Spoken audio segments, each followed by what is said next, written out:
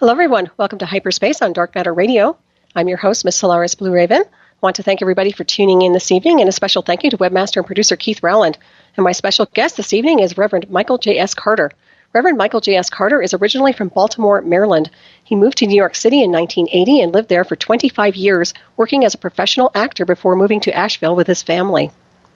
Michael is an ordained interfaith minister and received his B.A. degree in letters from the College of New Rochelle, where he graduated. He received his Masters in Divinity Degree from Union Theological Seminary in New York City, class of 2000. Reverend Carter has written articles on UFOs and religion for such publications as UFO Magazine, Alien Encounters, the MUFON UFO Journal, Contact Forum, the S.P.A.C.E. newsletter, which is support program for Abductees Contact Encounters, a UFO support group in New York City. And he has spoken at UFO conferences such as the Second Philadelphia Need to Know Conference, the annual Long Island UFO Conference with Budd Hopkins, as well as appearing on radio and TV appearances across the nation. Reverend Carter has also appeared on Japanese television discussing the Bible and UFOs. A longtime UFO experiencer, he lectures extensively on the topic of religion and UFOs. He has appeared on the Sci-Fi Channel's Steven Spielberg's production of Abduction Diaries, The Real 4400, and is a frequent guest on the History Channel's production of Ancient Aliens. His book, Alien Scriptures, Extraterrestrials in the Holy Bible, is available for purchase on Amazon.com, and his website is michaeljscarter.com. And please welcome Reverend Michael to the show this evening. Michael, how are you? Hi. Thanks for having me on, Solaris. It's wonderful. My pleasure to have you on. It's an honor to have you with us here today, and thank you for joining us. Sure. Yeah. And let's get started about you and how you were guided to write about this alien scriptures in association with extraterrestrials in the Holy Bible. Oh, wow. Well, first of all, let me just preface this by saying I was never a science fiction person. I just wasn't hooked on that. I haven't seen an entire episode, if any, of Star Trek. It was just not in my paradigm. And, I grew up in the Baptist denomination, and since then have obviously left that denomination. But, I went to Sunday school, doing all the things that I guess one does in a particular household that I grew up in. And I was in Mexico back in December of 1989, and went to the pyramids. Went to the pyramids at Chichen Itza and Tulum. And wonderful time, and I got back home, and a friend of mine had invited me to a party, and I was tired, but I wanted to go anyway, just to show off. I'd been out in the sun, it was 85 degrees, it was like 32 and below in New York, so I kind of wanted to gloat a little bit, and I go to the party. I was exhausted, but I stayed for about an hour. I think I may have had some potato salad or something, and I left. I got back on the subway at Times Square and went back home, and in the middle of the night, I don't even remember why. It wasn't like I had to get up to go to the bathroom or anything, but I just woke up. And I talk about it in the book, but on the edge of my bed, first of all, my bedroom was lit up. This is the middle of the morning, and it was lit up like it was daylight. And there was a bluish white light that was in my room, and there was a being on the edge of my bed that was a chalk color. The individual wasn't gray, was white, with the bulbous head, the wraparound eyes, and like an aluminum foil colored jumpsuit. And I thought that my heart was going to come out of my chest. And I looked at it, and the individual looked at me, and I hate to say it, I just pulled the covers up over my head like I was a kid. And when I did that, I felt the temperature change in the room as if I was outside all of a sudden. But when I pulled the covers back down, the being was gone, and it was like I had never left the room. And that started me on the quest. I started having these visits every full and new moon for about 8 months to a year. And I would have a paralysis when they would come in the room. I don't know, whether that was to protect them or me, but I wouldn't be able to move. And when they communicated with me, sometimes it would be by voice, but most of the time it would be by telepathy. It would be pictures in my head. And it got me thinking about, I'm not very scientifically inclined. I really never was. I don't care about propulsion systems and, reverse engineering. I mean, I know these things go on. Mm-hmm. But for me, I was more intrigued with the spiritual aspects, if you will. How does one go about one's life and interacting with our neighbors, navigating, negotiating? How do these experiences influence the way I live my life? That's where my interests really were. And so being a clergy person, I started connecting the dots with religion. Mm-hmm. And I wrote this book. It was my master's thesis. I want to really, just let folk know, this my seminary, Union Theological Seminary, is one of the top seminaries in the country.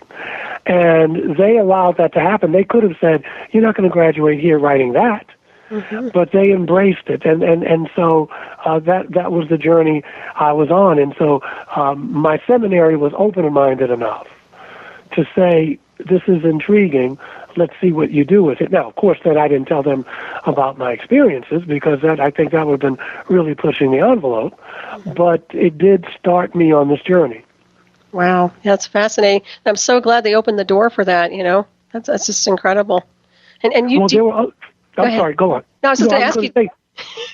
Go ahead. Ladies first. Oh my goodness. Well, do you still have the visitations? Yes, I do. Before going into that, there are other people who have written on the subject. My friend and colleague, Dr. Barry Downing, wrote a book back in 1968 called The Bible and Flying Saucers. We have some female energy on the scene. A woman by the name of Reverend Virginia Brasington, who's from this area in North Carolina, had written a book called UFOs in the Bible or something like that. Morris K. Jessup, who wrote a book on the same subject. He died under mysterious circumstances. Back in the 50s, he had written a book on that included religion, specifically Christianity, and this and the UFO topic. And yeah, I still do have my visitations. There have been times when years have gone by and I would not get a visit. And it's interesting because even though it's always very scary, not because of them, because they've never harmed me, but to get up in the middle of the night when your doors are locked and your windows are shut and to see another being, I mean, that's jarring to say the least. Mm-hmm. But they came at the right time, and I feel as though they kind of put me on a path I was supposed to be on, and I've come to believe that, I could be wrong, obviously, but that they've had a hand in our religions, whether they wanted to or not. Mm-hmm. And I think because of the technology, obviously, and because of the way they could travel and the messages they brought, I think they were worshipped as gods. Mm-hmm. I agree with you on that also. Yeah, even like the angels, or what perhaps people would perceive as a demon. Would you say that could have been an extraterrestrial? It certainly could have been. I mean, if we take the word angel, and I'm not saying that there are no angels. I don't want to put that out there, because I know people have said they've experienced that. But angel in Greek simply means messenger. It doesn't mean that people have wings. And I think our ancestors would draw them with wings to tell us that these beings flew. Again, I'm not saying to people who say, well, hey, man, I've seen angels, they do have wings. Okay, that's good. There's room for everybody. But I think because when you read about these beings in the Bible, they eat. In the case of Abraham and Sarah, Abraham feeds them. They eat, so they're human. You can touch them. They mate with earth women. I mean, these are not angels in the traditional sense of the word. Mm-hmm. Yes, well said on that one, too. Well, you are bridging people, races, and belief systems through your work and opening the minds of many who perhaps would have had more of a rigid perception of what an extraterrestrial is. What is your take on that? It's a great question, Slash. Well, listen, I'm a diversity consultant and anti-racism trainer. That's also what I do. And so the universe is teeming with life.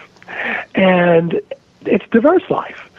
Some of these beings look like praying mantis. We have reports of some who, the Nordics, the tall blondes. Some of them, they're different species of grays, but they're short. And they look like the grays. They're dark skinned. I mean, they're different races, just like they're different races here on planet Earth. And so to me, I look at this as just an extension of that kind of work. How do we learn to coexist with difference?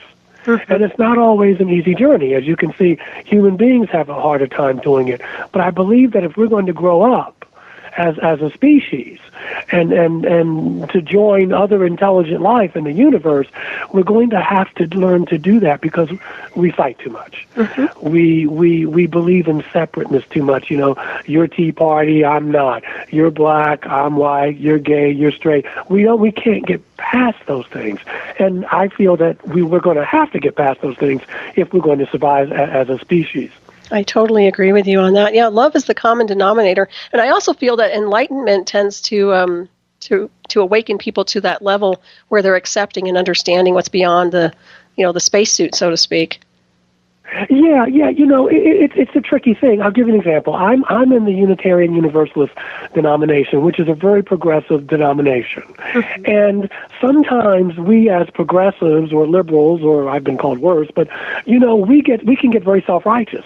And that, the conservatives are wrong. The Tea Party is wrong. They're all wrong. We're the ones right. Can't they see our way? And yeah, there's good things to be enthusiastic about. But we can also wind up being just as dogmatic and insensitive as the people that we claim we're taking a stand against. It's very subtle sometimes. Sometimes it's not so subtle.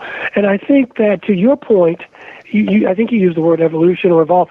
Well, we were talking about that before the show. Mm-hmm. People evolve at their own rate. People have different paths. And so what's difficult is to let people be on that path.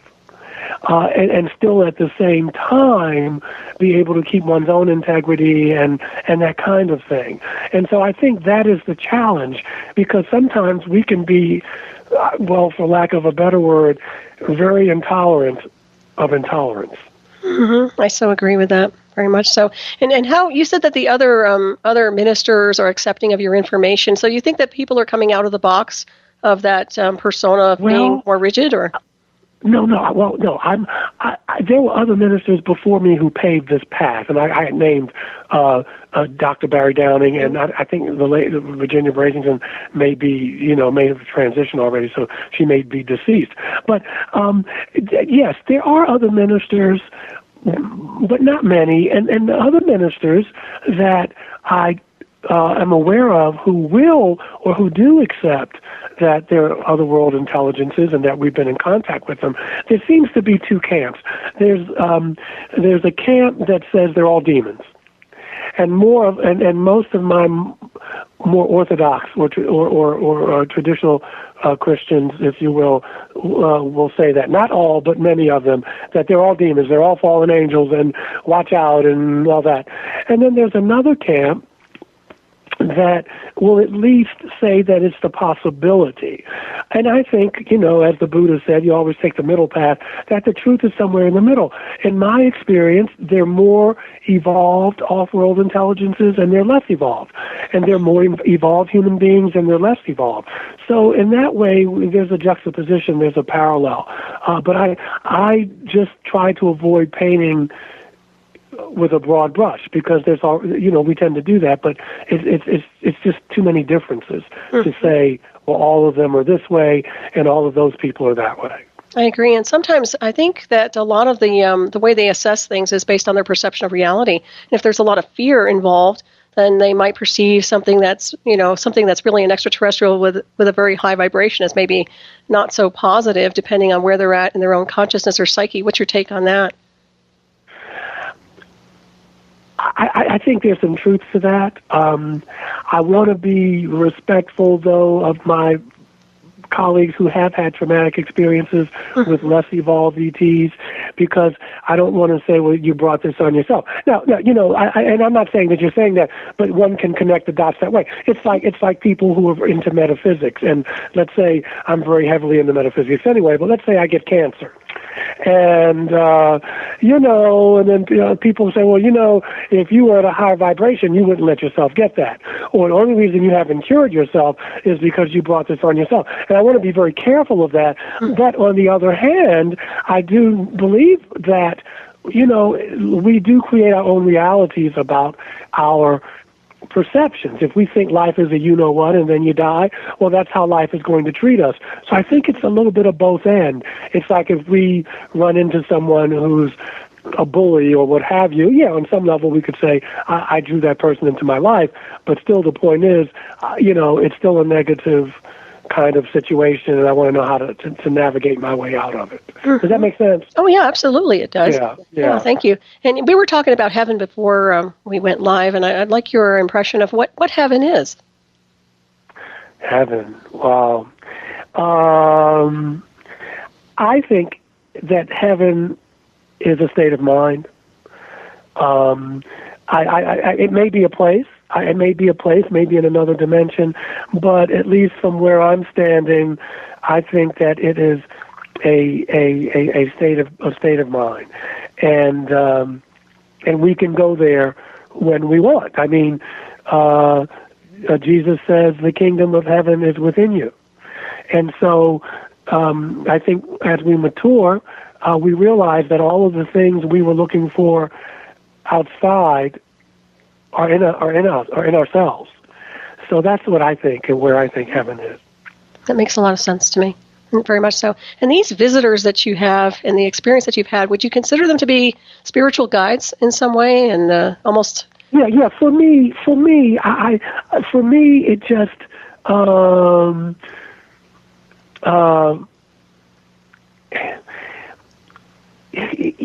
For me, it was a spiritual experience. For me, I know the next question is how. Well, I live my life less fearfully now. Now, I want to say that you don't have to have people from other worlds come and make you live that way, okay? But this is just the way it worked out in my path in this lifetime. But I was more open. It made me more sensitive to the planet, to really love the earth and learn to love it, that this is a living planet. And it made me less narcissistic, but my own spiritual path along with it. It wasn't just they just came and touched me with a magic wand. I have my own spiritual journey. I meditate. I pray. I do those things to kind of open me up. They just, I think, accelerated my growth. I really, really, really, really have learned and still learning, to see beyond the separateness.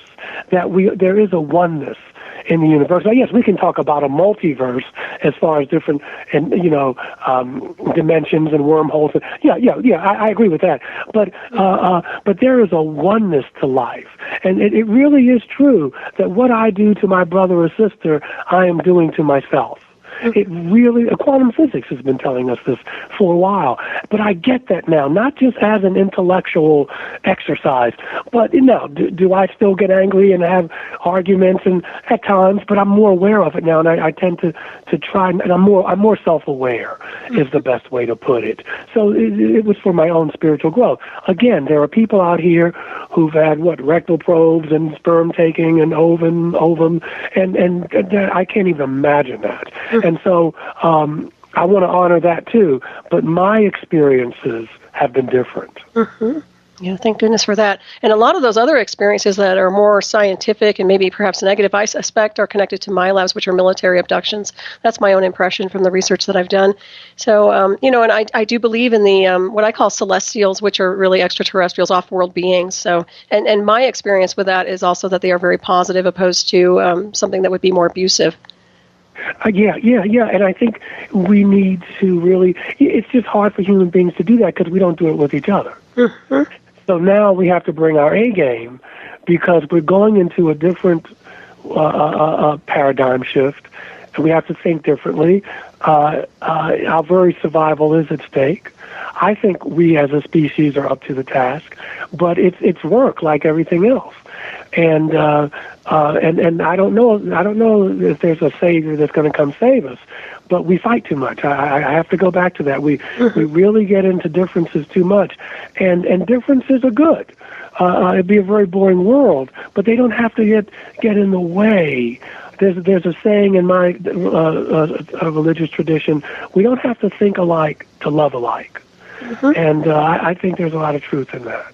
I agree also. Yeah, and sometimes it's petty squabbling. It's not even about significant issues. So, and I don't know if society's just been programmed to kind of combat each other. But I do think that when you're operating from a level of higher consciousness and unconditional love, things tend to flow a lot easier. They really do, but it's scary to some people. I mean, if you look at people, whether it's Dr. King or Julian of Norwich or Mother Teresa or Jesus, these people came with a message of love, and look what happened to them. I mean, love is very powerful, and it's not just kind of whimsical.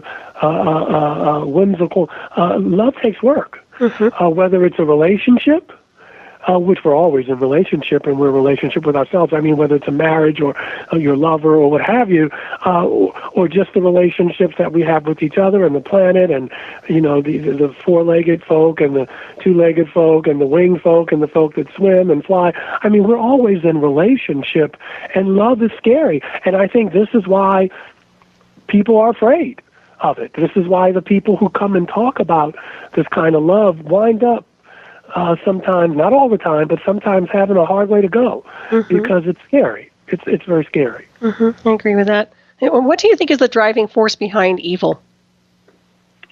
See, I don't really believe in evil. Okay. And I'll tell you why. I believe in reincarnation, and for me, all things wind up being balanced. Because we do reap what we sow, and it may be in this lifetime or another lifetime. Now, I want to be clear. I'm not telling people to, I'm saying this is what works for me, that all debts are paid eventually. And because if there's a creator and God is love, I grew up with this theology where there's a big scoreboard in the sky, and it was God 2, the devil 6. And as I got older, I said, well, if there is one life and one force in the universe, then a house divided against itself cannot stand. And so I'm not sure if, of course, you can go back to Shakespeare, who says nothing is good or bad, but thinking makes it so. I think we have a tendency to label it.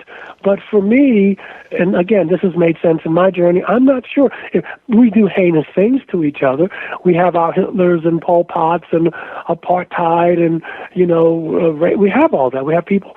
But I think that on their level of, wherever they incarnate to, and they're evolving, the soul evolves, and that all debts are paid. And I don't mean that you don't get what's coming to you, but it's not up to me. The universe just takes care of its own. That's the law, that you reap what you sow. Exactly. Yeah, I tend to agree with that also. Yeah. So, but I know, listen, a lot of clergy would say, of course, there's evil, and we just agree to disagree. Well, that's what's so amazing, because you're outside the box. I mean, you are very expanded in consciousness as far as I'm concerned, and what a pleasure to hear you talk. Oh, thank you for having me on the show. I mean, we're kindred spirits. Yeah, absolutely. And I actually got to meet you in person, too. Yes, that was fantastic. It was, yeah. And not to change the subject, but I so agree with you on everything. And so far as the universe, I always surrender things to the universe, to the higher power on many levels. So that makes perfect sense to me. And you are naturally, I would say you're naturally psychic. I know you have a healing background in Reiki as a master teacher, right? Yes. Okay. Yeah, and now I kind of call it space Reiki, because whenever I have my encounters, you know how it is, the vibration goes up because the energy that they give you. But yeah, I was, I am very much into hands-on healing, and Reiki was an outlet for me, or is an outlet for me with that. I had a practice in New York, and I'm beginning to have one here, but I have a sliding scale for people who don't have the funds, And I also see auras, but I always did that as a child, and so I'm just learning to trust it more each year. I meditate, and each year it becomes stronger, and we all have it. It's just about developing it, or if you choose to. Mm-hmm. But yeah, I love the healing. I love the healing arts, and it's comfortable. It's all this stuff I've done before. I've been a church person for probably many lifetimes, and so it just it's something I'm very comfortable with. But I also see where I've evolved, and where I was more into dogma, and if you don't believe my way, then you're gonna be barbecued at the end, and I'm just not there anymore. There are people who believe that, and that works for them. But for me, the end of the day, if I'm a more loving person, if I'm a more forgiving person, if I'm a more authentic person, if I'm less ruled by anger, then I know I'm on the right path. Mm-hmm. I think that spirituality, religion, which sometimes they're the same thing, sometimes they're not. You can tell because love is about oneness. It's not about being divisive. Mm-hmm. And if you're still coming from a place of us versus them, then you may want to rethink some things. Mm-hmm. I agree with that also. Or not. That may not be where you are this time around. Mm-hmm. Well, it makes sense what you're saying. And, to me, it's the spiritual gifts that you have are just an uncovering of who you really were. I think that's what you were saying in a different word, but that's what it resonates with anyway. It's really interesting, your background and how it blends into, well, to me, it's like the mystery school teachings. It almost reminds me of the Master Christ, because to me, what you're representing is actually more in alignment with the Christ consciousness than what I would say regular churches. Not to put a judgment on churches in general, but you seem to be on the right path. It's like I said, it's right for me. Mm-hmm. And whether it's Buddha consciousness or Christ consciousness, and I feel that I'm more of who I was meant to be. Mm-hmm. It's funny, I was on George Nouri's radio show a couple of weeks ago, and someone called in and said, "Well, why can't you just believe what we believe? Why do you have to stop being Orthodox Christian? Why?" And he said, "Well, what if you're wrong?" And I said, "Well, brother, first of all, I'm glad you care that much about me to ask that. I'm hoping you're coming from a place of you really care, or you just want to be right. But I'm willing to take responsibility for my own life. And if I'm wrong, then I'm wrong. I'll get a chance to do it over again. I'll get a chance to evolve. But this is what's working for me, and I need to have the space to do that." And just like other people need the space that they need. Jesus said, "I have sheep that are not of this fold." Well, I look at that as saying there's more than one way to get here. But also, he also said that,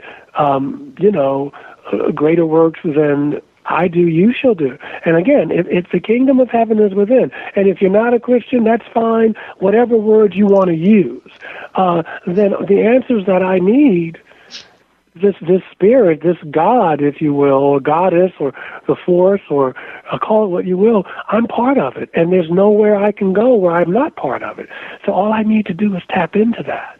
Oh, absolutely. I so agree with that. Yeah. It makes perfect sense. And what kind of spiritual support did you connect in with after your experience? I know, did you have a support group that you went to? Or? Yeah, well, I went to a psychiatrist because I was fearing for my sanity. I did that, and then I got regressed by the late Budd Hopkins, and by a fantastic woman by the name of Dr. Jean Mundy, who since made her transition. And then I went to a support group called S.P.A.C.E. I forget what the acronym stands for. And they really helped me get through a time just listening to other people who had the same experiences, but with more regressive ETs as well. But what I did was I was in therapy. But what happened, but I wasn't in therapy for that so much. I was in therapy for, coming from a dysfunctional family and codependency and all that kind of stuff. But what I did was I integrated it because I said, yes, I have off-world intelligences visiting me. visiting me. I also have to get up and go to work tomorrow. I also have a marriage. I also, I have responsibilities. And so I had to integrate that into my daily life. I know some people to this day, you cannot have a conversation with them unless they're talking about this topic. And there's so much more going on in life. Mm-hmm. It's spring and it's gorgeous. It was gorgeous here today in the mountains of western North Carolina, and things are blooming, and it was 80 degrees, and I was just out in Colorado hanging out with you and some other good people, and I mean, living my life, because that's what it's all about. And some people can get stuck into what's happening to them, but I had to move on. I think that's wise. And also, you're right, they get into this kind of like a loop where they have almost, I don't want to say a false memory, but they tend to go into a loop cycle where they're just reliving the event and not moving on and living from day to day. So that makes perfect sense what you're communicating. That's very important that you embrace each day with a unique energy and kind of like a new start almost. Well, again, it was a new paradigm shift for me, and maybe I would have gotten there on my own. I don't know. I'm glad. George had asked me, "Do you regret this happening to you?" And I said, "No, George. This is I don't regret it. It's scary sometimes. Well, it's scary as far as like having them come in or pop up, but I used to be very afraid to talk about my experiences.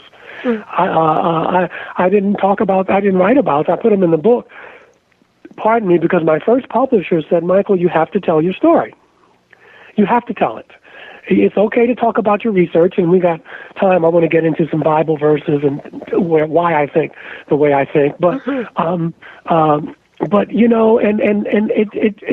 had to have courage, and I just live my life more. I'm more willing to tell people how I feel about them. I readily say I don't know now, or I'm scared, or forgive me, or I love you. I'm just more authentic. Now I don't wear my heart on my sleeve. I mean, there's common sense, but life is for the living, and it takes courage to live. It certainly does. Yeah, and to live authentically. So this is the path that I'm trying to be on. And you're doing a very good job, by the way. I appreciate that. Well, you're looking in a mirror, because that's how you are. Oh, thank you. Yeah, I just you really are. Well, thank you. Bless your heart. Thanks for saying that. And like I said, you're a wonderful being. I so appreciate you and what you represent and the way you relay information.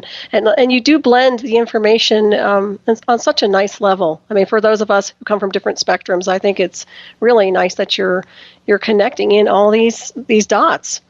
And I hope people appreciate that. And I know the majority do. And do you think some of your experiences have any connection to your family lineage at all? Well, I have a lot of Cherokee in my background, and of course, we talk about the Palladians and the Star People. I won't go into too much, not that it's a great secret. My mom has had very mystical experiences, and when she told me about them, some of them sound like this, but to keep her privacy and that kind of thing, I won't go into them, and there's still an amount of speculation there. But I think it's part that. I think that when I got heavily into metaphysics, that's when I really started having some of these experiences, because I was open to them. And no, brothers and sisters out there, no, I'm not open to the devil or demons or whatever, but I started being open to that there was more to life than what I could see, hear, taste, touch, and smell. And that opened me up to going beyond religion. It's interesting. Religion can tend to divide in the sense of someone will say, I'm Presbyterian, you're Jehovah's Witness, you're Jewish, I'm Buddhist. Well, Buddhism is a philosophy. Some would say it's religion. We could debate that on another show. But and you have these divisions. But when you go into the mystical, you realize that there are no divisions. There are no divisions. There are sheep that are not of this fold. I know people who don't believe in a God at all that have treated me better than some people who go to church every Wednesday and Sunday.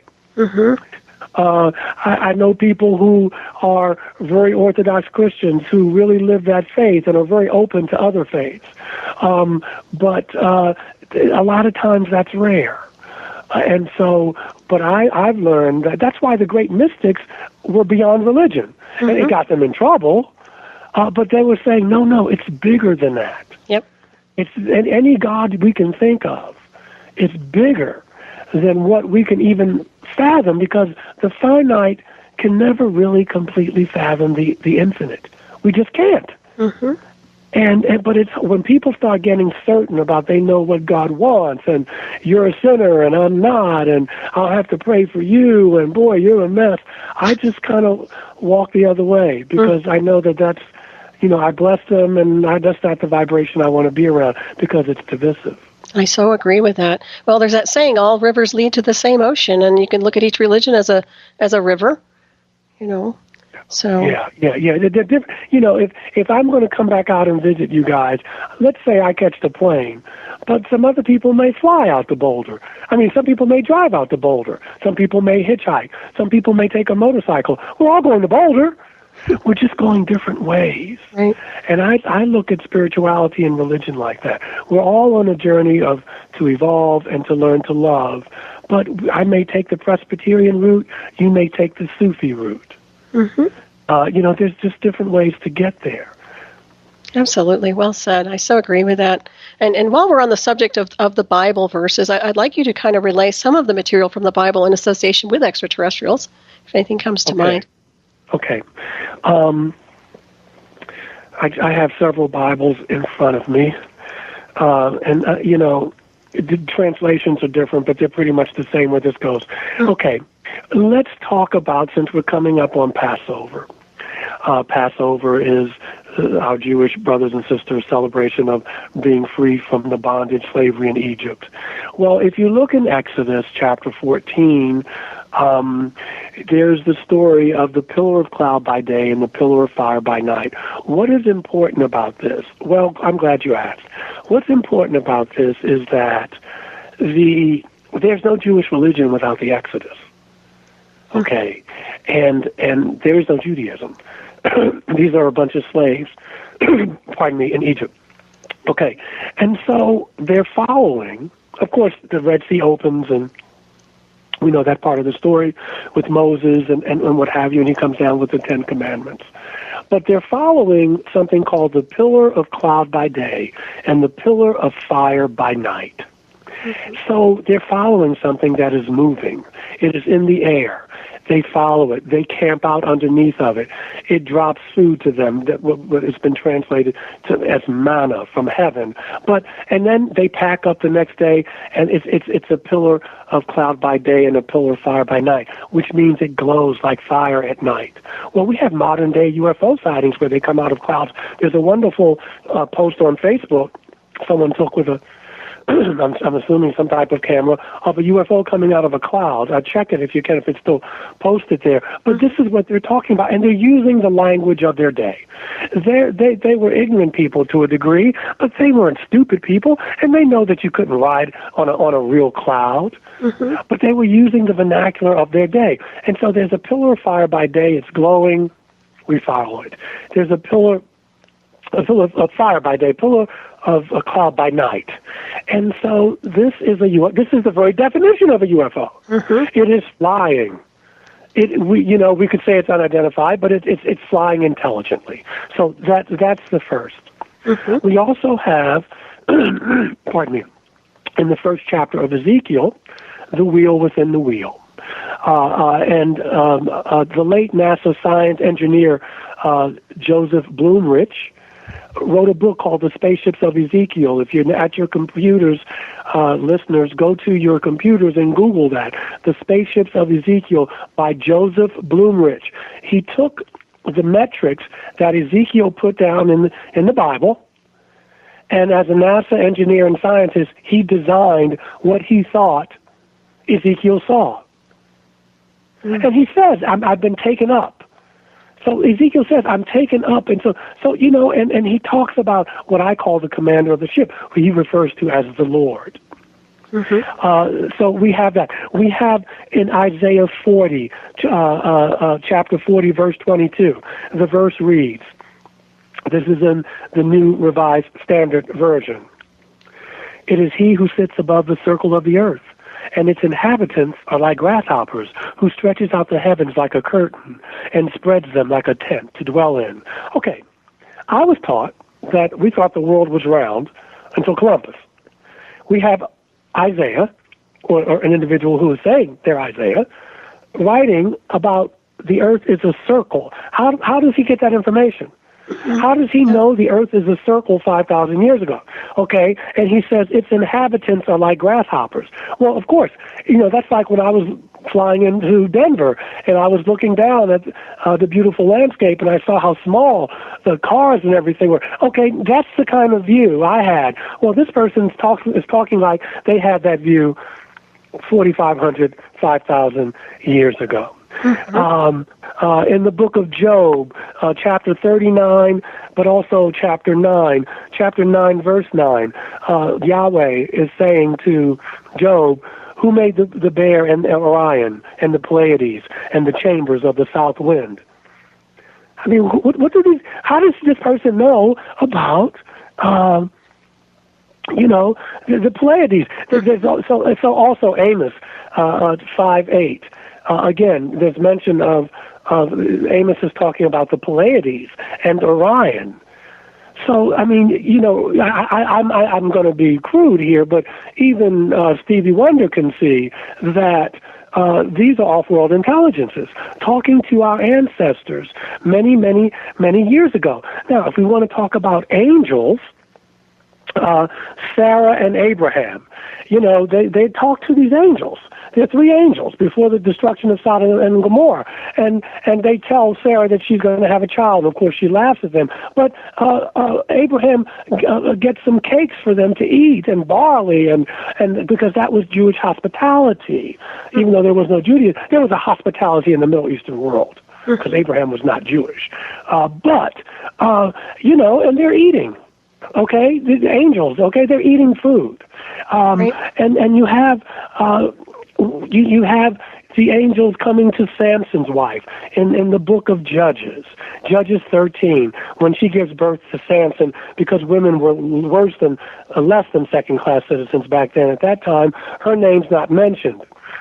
Okay, but the angel appears to her. Okay, and she has this superhuman child. Okay, Gabriel comes, another angel, which means messenger, and he tells Zechariah that his wife Elizabeth, who is barren now, will conceive. This is the gospel in the Gospel of Luke. So who comes along? John the Baptist. They seem to be very, very concerned with not mixing of the races. The Jews, you must be circumcised. You have to eat this dietary law. These are the laws so that people will know that you are my people and I am your God. And of course, I think the greatest probably spaceship story there is Jesus' birth. The wise men are following a star. They follow a star. The star is moving. We know, and I talk about it in the book, if a star flew across the sky and shone a light down on a manger, the whole gravitational pull of this planet would be in disarray. And you want to talk about tsunamis and tidal waves and earth changes. And then it shines a light down on the baby Jesus. So here we have a UFO, I believe. And Jesus says, I'm not from this world. You're from this world. I'm from above. My kingdom is not of this world. And so if your daddy is not human, but your mother is, then you're not fully human. Mm-hmm. You're not fully human. Right. And so, and all the people who do this, all the people who meet these angels, they give birth to kind of supermen, if you will. Of course, if we go back to Genesis 6, when the sons of God saw that the daughters of men were fair. And so these angels, and they really go a lot into it in the book of Enoch, which was taken out of the Bible. But, they could mate. They could make love the old-fashioned way and get these earth women pregnant and give birth to these giants. You see? So that's why I say that this book, and of course, with the Old Testament and New Testament, but also even in the Quran, we have the same characters. We have Saint Isa, who was Jesus. We have Miriam, which is, we call her Mary because it's Greek, but in Hebrew, her name is Miriam. We have Lot, we have Abraham, the same characters. Gabriel is talked about in the surahs, S-U-R-A-S, meaning verse, and verses in the Quran. They talk about the jinns, which sound an awful lot like angels or extraterrestrial beings. When they pray to Allah, they say that Allah is the Lord of the worlds, plural. That Allah is the Lord of the worlds. Of course, we have Gabriel meeting Muhammad and telling him to recite. So whether we could say the Quran is automatic writing, or whether that's what we would call it today, or channeling, like Conversations with God, Neil Walsh's work, this is what's going on. Oh, absolutely. That leads me to believe that maybe, I guess, the Bible was channeled, or is that possible? I don't think it was channeled because there are too many. Well, it could be. From studying it, it was written by different people with different reasons. That's what we learn in seminary. But people were trying to tell the stories that they told and that they experienced in the limited vernacular and with their own petty differences and squabbles. Remember, the 10 Commandments were not for everybody. The 10 Commandments were what Yahweh gave to the Jews. You did not hit on your Jewish neighbor's wife. You did not kill your Jewish neighbor. You did not covet your Jewish neighbor's property. You honored your Jewish mom and dad. Because remember, after the 10 Commandments in the book of Exodus, they go into the land of Canaan and kill men, women, and children, because Yahweh said, this is the land that I will give you. It is a land flowing with milk and honey. But there were already people living there. So if those 10 Commandments were for everyone, then you wouldn't have to go and kill some people and take their land. Right, good point. Absolutely. So with that being said, do you think the Bible was censored at all? Are there pieces that are missing deliberately? Yes. There are things that have been taken in, put in. There are things that have been taken out. Even the gospel stories have different things in them. Different stories told, and you can see that they were written. And this is what people did. It doesn't take away from the overall meanings that we can glean from them. But the Bible, if it's an inspired book by God, well, that's, then there's a lot of bloodshed in there that this God carries out. And so for me, for Michael, I could not worship a God that would kill the firstborn Egyptian children. I just couldn't. Right. After I started thinking for myself. Again, it doesn't mean that those out there who are listening who do believe that are wrong. I'm just saying that for me, I started thinking about, well, hey, wait a minute. So this means that everybody who doesn't believe the same way I believe is going to burn in hell. I just can't go there. I agree. It just defies me. But there's one. I'll give an example where you can tell that the Bible's been redacted and edited, and it's a whole. We could do a whole thing on that. But yes, the people, Matthew, Mark, Luke, and John were written. Matthew was written 70 years after the crucifixion. No, 40 years after the crucifixion, or at least And then you have John, which was written up to 90 years. So can you imagine telling the story that much time in between? People, you can ask someone, I can whisper something in your ear and be 50 people in front of us, and by the time it got to the 50th person, it'd be a different story. Oh, yeah. For people who have their Bibles out, I made a discovery. I was reading 2 Kings 19, okay? Now, if you open your Bibles to 2 Kings 19, okay, now this was written, and then you go to Isaiah 37. Now, we're talking hundreds of years apart. These are two different books of the Bible. When you read those two verses, they're word for word identical. No Bible scholar has been able to give a satisfactory explanation for this. If you go to 2 Kings 19 and you read that passage and you go to Isaiah 37, they're word for word. Now I guess we would call that plagiarism. And no such thing as a coincidence. Well, that's what Einstein said. Yeah. That's very interesting. Yeah. But again, I don't want to say that makes, I don't, and I'm not trying to be apologetic. I don't want to tell people that if you get your inspiration from the Bible and it makes you a more loving, authentic human being, it still can. But there are things in the Bible where it's clearly been edited and what have you. Does that mean that the things didn't happen? No. But do know that some things have been tampered with. I give you an example. There's a verse in Exodus where it says that Moses talked to Yahweh face to face in chapter Exodus 33, verse 11. And the Lord spoke to Moses face to face as a man speaks to his friend.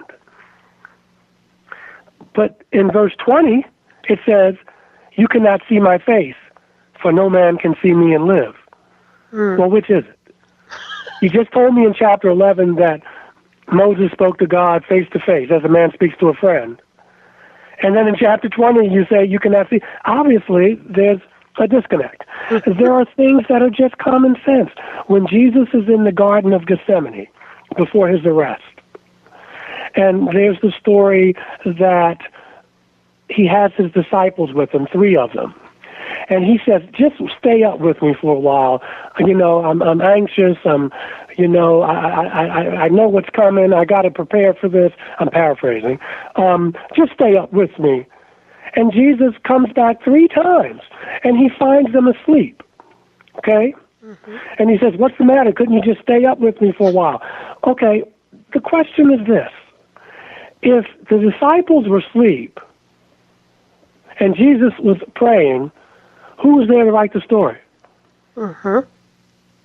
I mean, I'm not trying to be funny. It's just common sense. Oh, yeah. They're asleep, and Jesus is praying.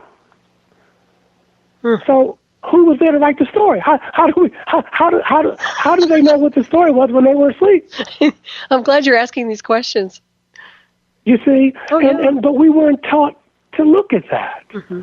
We weren't taught. You didn't ask those kinds of questions. If you were a kid, if you asked, well, what about the other people who don't believe the same way we do? On the other side of the world, is God going to butcher them too or burn them too? Well, we don't ask those things. Don't ask that. You're a troublemaker.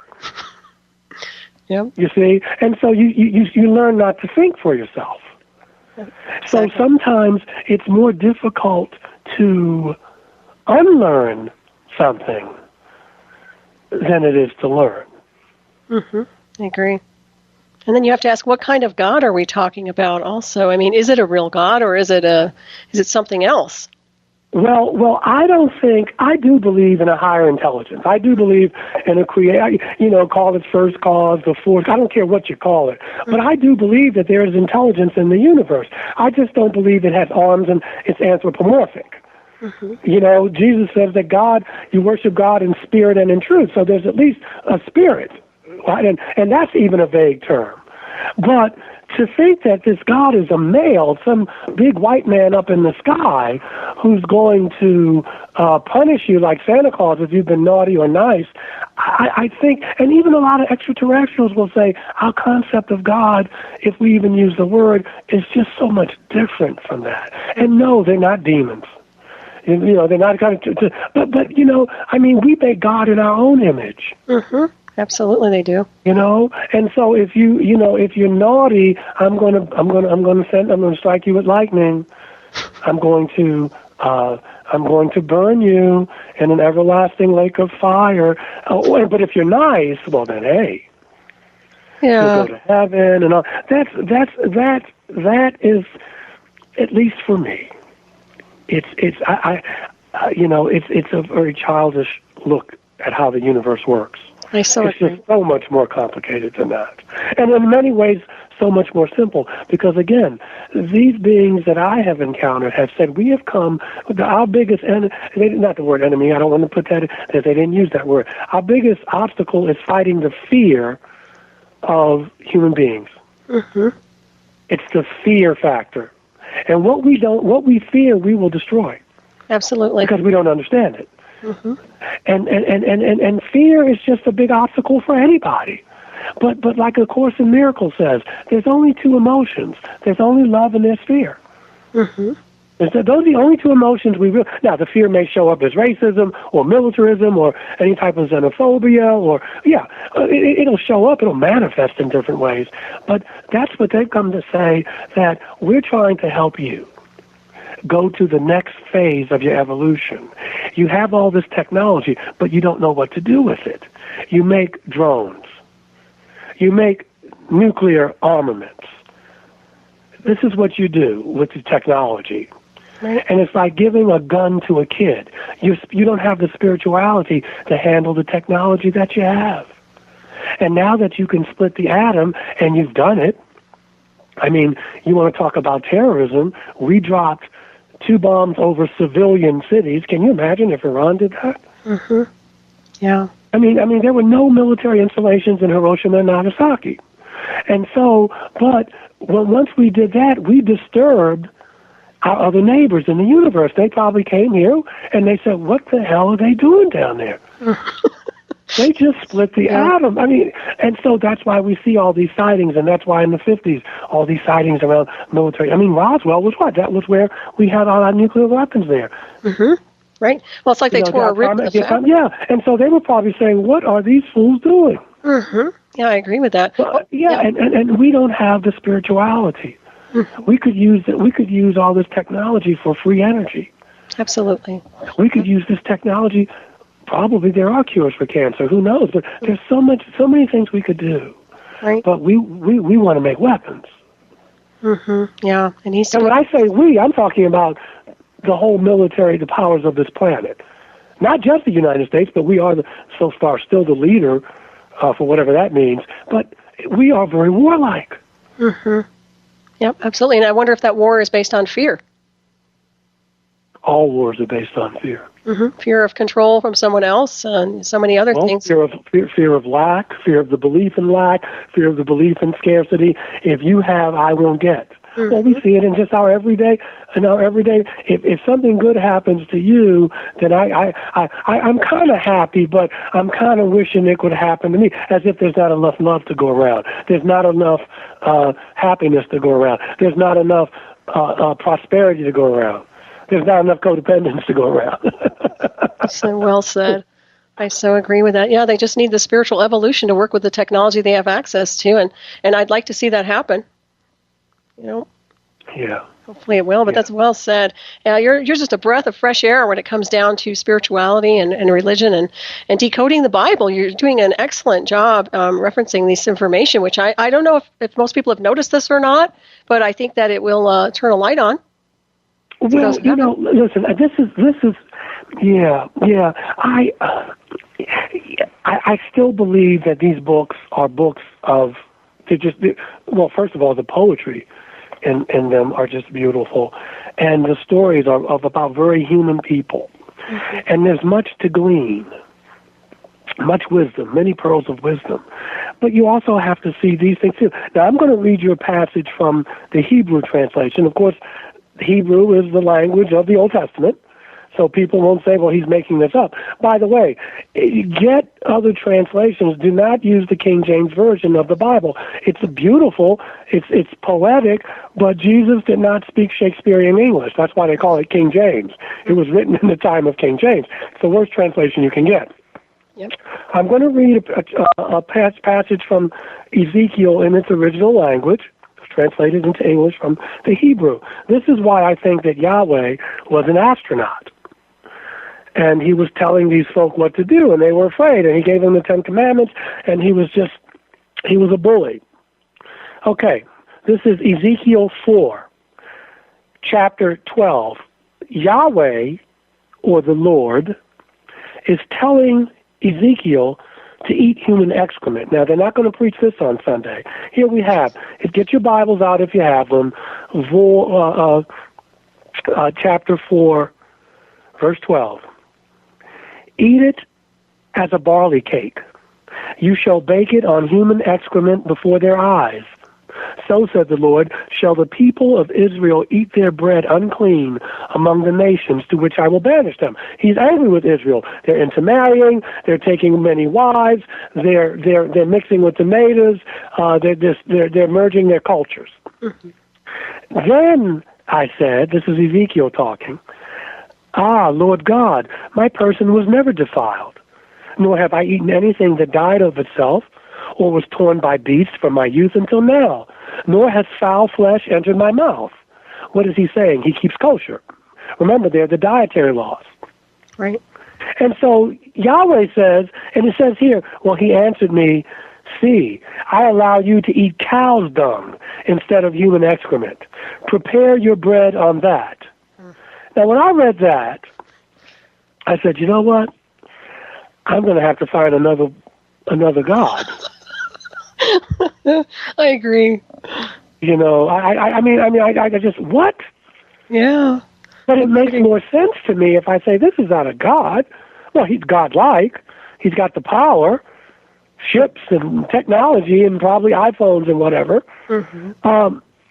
But to tell someone does that sound like love?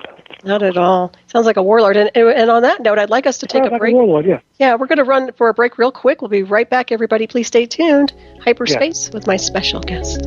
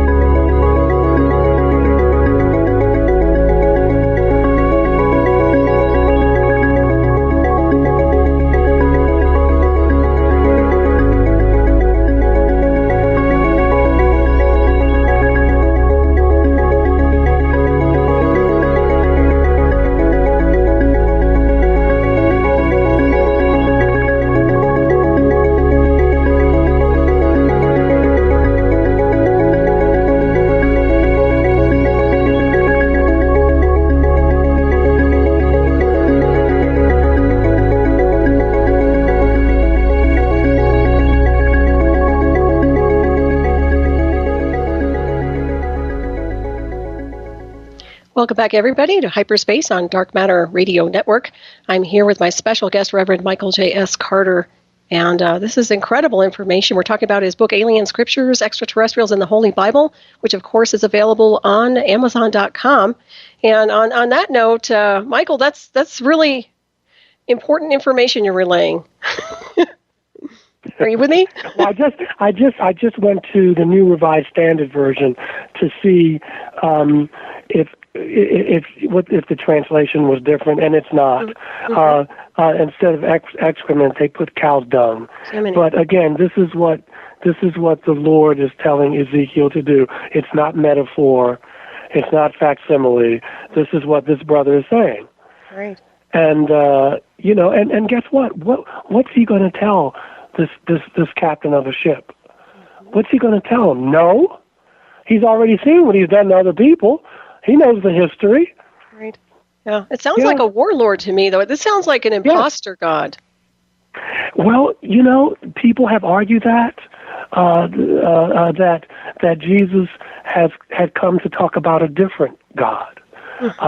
Obviously, people were worshiping different ETs because the Ten Commandments, one of the commandments is, you shall have no other gods before me. Well, usually when you hear about what people are doing, that means people had other gods. Those things like that are clues. When you read Paul in Acts or Corinthians, and he's laying down all these rules, he's telling people what they shouldn't be doing because that's exactly what they were doing. Right.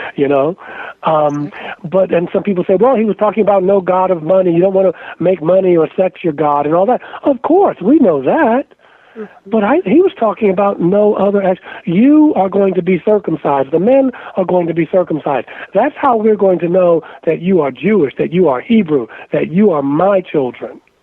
You're going to be separate from the Egyptians, separate from the Canaanites, separate from the Phoenicians, separate from the Babylonians. And that's the mark you're going to have. It's very, very interesting. And you referenced... And again, love does not divide. Right. And I'm not talking about this kumbaya kind of love. Well, let's all sing Ring Around the Rosy, we all love each other. No, love takes work. There's so many definitions of love. But I like, and of course, the Greek has agape and, I forget the other two, but the erotic love, and agape love is unconditional love that you have. But M. Scott Peck, in his book, The Road Less Traveled, talks about a definition of love, which is when I extend myself for the good of another human being. That's what he says love is. Right. Now, that's not the only definition. It's one of the top in my book. But I'm willing to extend myself, to grow, to learn, to sacrifice, to reach out for the sake of another human being. Now, to tell a man or a woman to eat cow's dung, that's not the love that M. Scott Peck is talking about, is it? No, I don't play that card. That's not the love that Jesus is talking about, is it? No, it doesn't resonate at all. That's interesting. It really is. Yeah, that's a whole different thing. Yeah, and you mentioned something about God being an astronaut, or maybe it's just that these beings were, like you mentioned, an extraterrestrial race that weren't necessarily a positive race. No, I'm not saying that God was an astronaut. Please don't say that, because I don't want to. No, not that. I'm not saying that, because I don't believe that. I believe that it's beyond. You want to talk about creation. These star people are part of creation as well. You see. Right. No, I'm not. I'm just saying that this gentleman, Yahweh, referred to as the Lord, and people read the book. It's right there. I talk about it, and you can always blog me and say I'm a fool or whatever. I'm open to any type of dialogue you want to have. But from what I've said, this sounds like a finite being who is a bully who is ruling by just sheer anger and power. And listen, and again, we're coming up on Lent and Easter, but what kind of God would let his son be beaten up and killed? That's almost child abuse. Today we would lock somebody up for that. Yep. And I'm just saying that that's something to think about. When Abraham tells Sarah that the Lord told me to sacrifice Isaac, and at the last minute, an angel comes and says, "Hey, man, no." Or like when I was a kid, we'd say, "Psych, don't do that." You get if I went to my wife and said, the Lord told me to take our daughter out for a little walk. and to sacrifice. We never hear Sarah's response. We never hear the woman's response or mother's response. Can you imagine? Mm-hmm. Can you imagine that? Can you imagine, your husband or lover or whoever, and you have a child coming back and saying, I heard a voice that told me that I need to do this to our daughter. I don't even want to think about what you would do. Right. Yeah. And we don't talk. Well, of course, women don't have a voice in the Bible for a lot of it because it was a male-dominated world. Mm-hmm. But I mean, we have to use the reason that is there. It doesn't mean to me that the message of Jesus is any less relevant today than it was during the Roman Empire then. It's probably more relevant today as we live in the American Empire. Mm-hmm. We live in the Pax Americana. Right. So yeah, it's just as relevant today. But that doesn't mean that I have to overlook these passages. Mm-hmm, exactly. And some of those... they're not there. Right. And so some of the things that they're saying, and when they hear this or hear that, I'm wondering if that's some kind of an entity possession. Not necessarily. I don't know. I mean, one could certainly say that. The Greek oracle was said to have had eyes rolling back in her head and and what have you, and she would say what she had to say, and if it was accurate, fine. And if it wasn't, I want to be careful about putting too much modern day language and emphasis on it. I understand. I think it could possibly be, but entity possession, in some ways, it makes it seem demonic, right? And it may not have been. What you could see by some consequences and stuff, but there were good things that went on too when people saw things. The prophet Samuel talks about the future and is a great mentor to King David, but certainly it could have been. I mean, I've heard people speculate about people having that people maybe having epilepsy, but in that time they didn't know what epilepsy was, so they would say, as you said, that it probably has a demon. Mm-hmm. Right. Meanwhile, it's epilepsy. It's not demonic at all. Mm-hmm. So we don't know, but we know something happened. Mm-hmm. The other thing about Christianity and about the message of Jesus, which is hard to ignore, is just that I don't know if Jesus was a hybrid. I think he could have been, but even if he wasn't, I'm open to that. Mm-hmm. But he had contact with off-world intelligences. There's no way he did not. And so they were around him. Right. They were around him. Mm-hmm. He knew a lot about dimensions and other worlds and those kinds of things. And so here we are, centuries later, just still trying to wrestle with empire. Mm-hmm. I mean, Jesus lived in an empire. One of the cruelest empires to the known world at the time was Rome. Great military empire, like our empire is today. Their legions were spread all over the globe. Mm-hmm. You see, like our empire is today. Yep. We have over 231 military bases on the planet. That doesn't sound like a republic. That sounds like an empire. Mm-hmm. Certainly. And so what would Jesus have to say about empire today if he came back? Good point. What would he have to say about empire? Right. Very interesting. Yeah, good question. And also the concept, the Mary Magdalene energetic and the Black Madonna, what is your take on her? I think that Jesus was married. I think that he was probably married to Mary Magdalene. Nowhere in the Bible does it say, there's no proof to say that she was a prostitute. I think that she had to be a prostitute because we couldn't have Jesus making love, having children, knowing that. We couldn't have that. Mm-hmm. I love the Black Madonna. Why? Because she's black. I mean, most of the people still have a hard time believing that people in that part of the world were not blonde, blue-eyed. Wasn't there Fox News analysts a couple of months ago, said, everybody knows that Santa Claus and Jesus are white. She said this on national television. It's unbelievable. And so these were brown people. And by brown, people say, well, he wasn't black. Well, if he lived in Alabama in 1955, Jesus would have to get on the back of the bus. Mm-hmm. Okay? He would have to get on the back of the bus. So that's what I mean when I say he was a person or is a person of color. Mm-hmm. But I think Mary's the first one. She's the first one at the tomb. She's the first one there. Mm-hmm. When they write about her, they put her name first, which was a place of honor.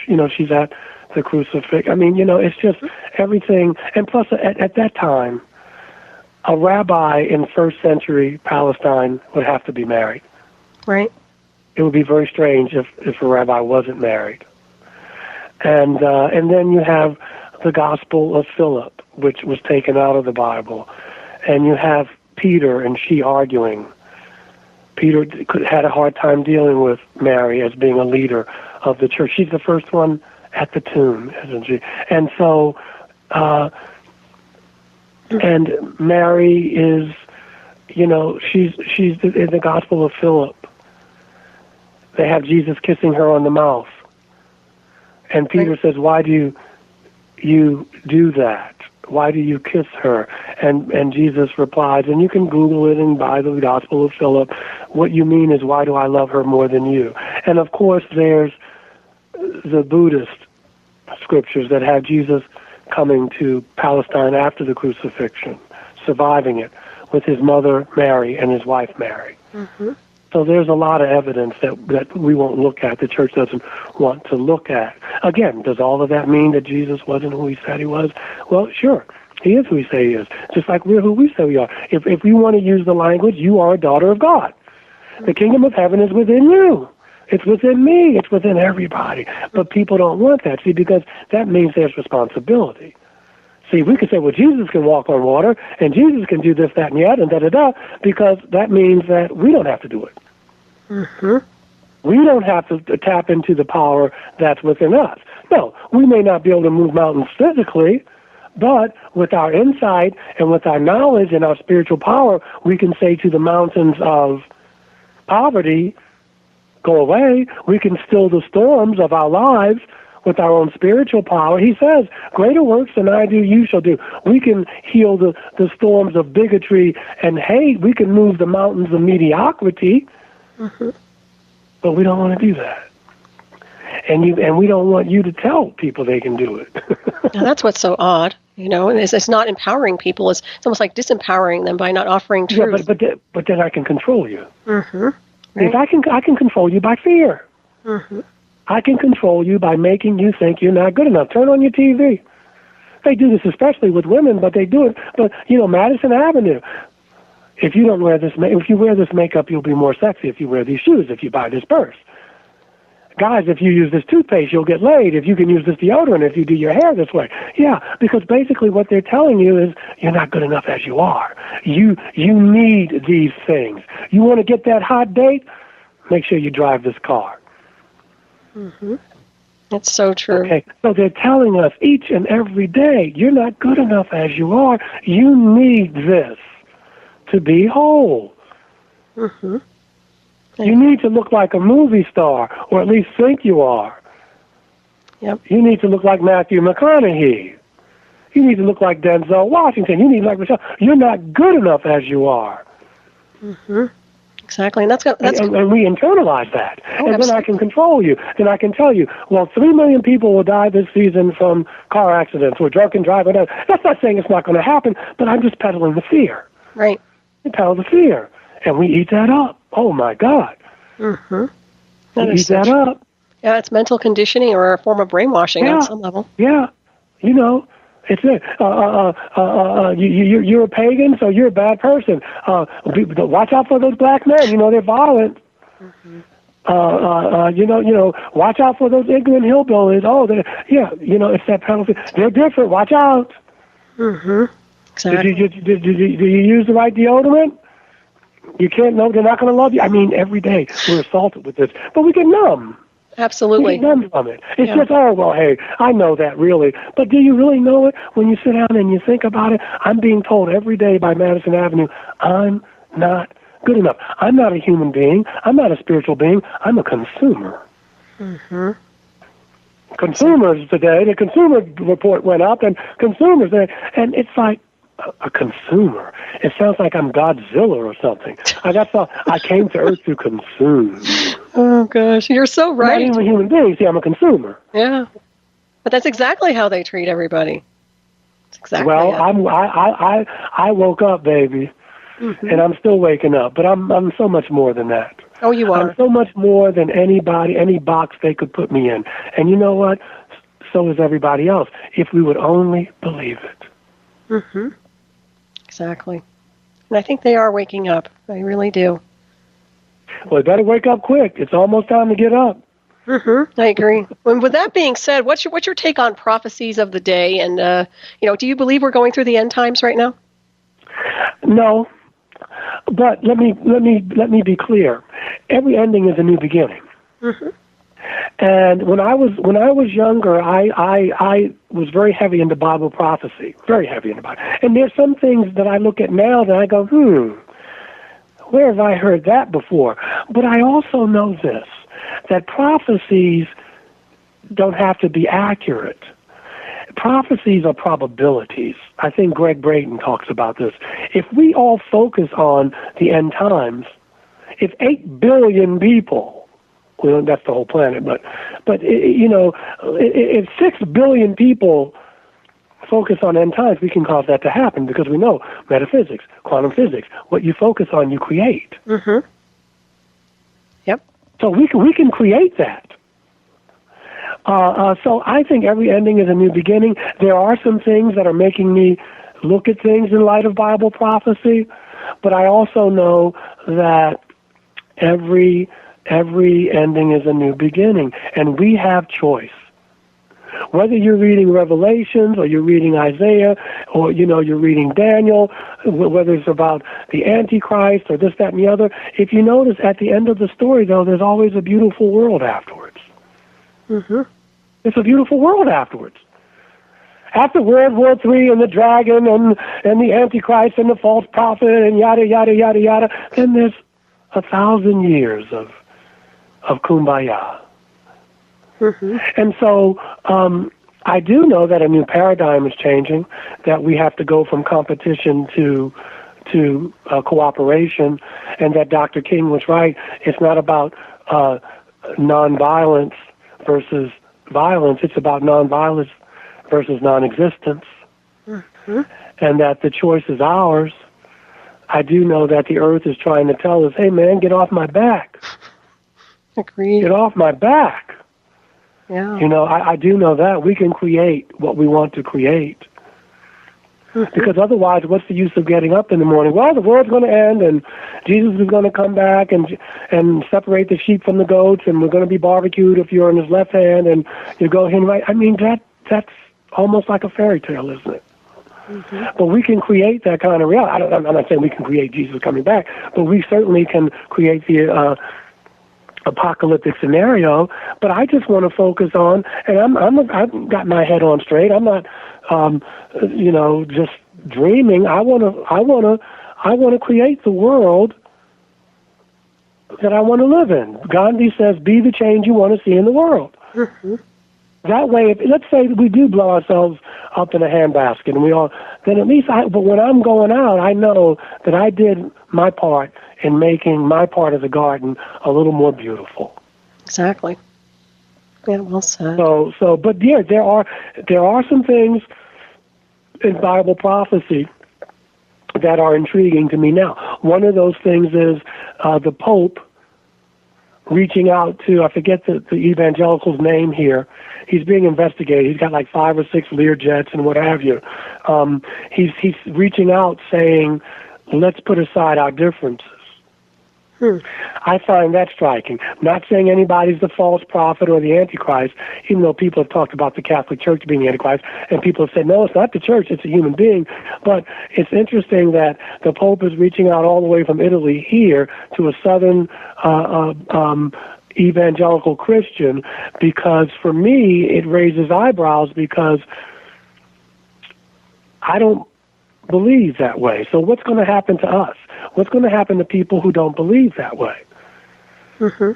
You see, if all of a sudden this brand of Christianity becomes the official religion or the official world, but I'm just saying, I'm speculating. Mm-hmm. So that gives me eyebrows. I mean, I think that, with the Balkans area and whatever, World War I started there, and so this thing with Putin could have got apocalyptic really quick. Mm-hmm. It still may. So there are some things, but I also want to focus on the world that I'm trying to create, which is not a narcissistic world. I can't control Putin or Pope Francis or whatever, but when I get up and go out of here tomorrow to work, I can try to love somebody, I can try to help somebody, I can try to just go through my life in a peaceful manner, mm-hmm. and that, to me, that's changing the world as well. Absolutely. Plus, you're raising consciousness. Just by being on this show, you're raising the consciousness of the listeners. Well, at least some. I'm sure. But I always, I've said this ad nauseum, I could be wrong, and this is what's working for me, ladies and gentlemen. I'm not saying you got to adhere to this. You can go and research for yourself. I'm just saying this is what's working for Michael for the 57 years I've been on the planet. I'm not saying it works for you, mm-hmm. nor should it work for you. And we all have our path, but we're all going to the same place. And that's a place of more self-respect, more self-evolution, a place of where we learn to love. I go to churches sometimes and I don't even hear the word love mentioned. Mm. I hear, I don't go anymore, but so I'm exaggerating in that sense. I haven't been to a more traditional church. But when I did go, I would hear about sin and fornication, and you had too much to drink, and da-da-da. But I thought the gospel meant good news. Mm-hmm.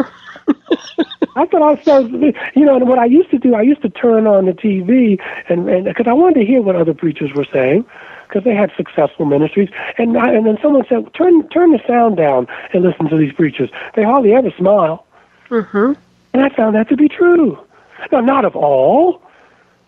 Nothing's all. But I turned the sound down, and they just looked angry, or that, or like they caught themselves in their zipper or something. I mean, they just didn't seem happy. And I'm like, hey, man, just once in a while, crack a smile. I mean, right. Yeah. Yeah, but they seemed so angry, and I was like, please. Fire and brimstone. My Lord. Yeah, no, I agree with that. Yeah, and you have a very light energy, by the way. It's very, very nice. And so with that being said, with everything we've been talking about, obviously the mark of the beast, what do you think about that? It's very interesting. You're asking me these great questions. Well, listen, I will say this, and I'm not evading the issue because I have thought about it, but not in any great depth.